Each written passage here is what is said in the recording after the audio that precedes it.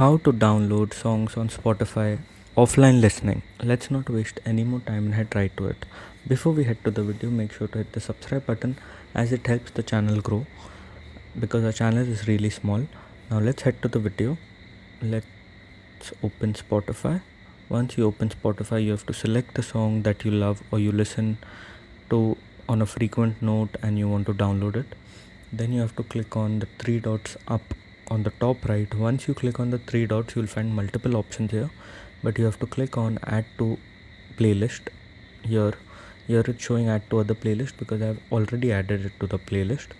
So once you have added it to a playlist, you have named the playlist, you have to click on the playlist, and here if you want to download this whole playlist and listen to it for free, make sure to click on the download button here beside here.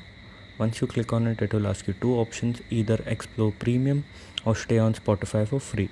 You have to click on stay on Spotify for free. Once you click on that, your video will be downloaded, but you have to make sure it's added to a playlist. Without adding it to a playlist, you will not be able to download it.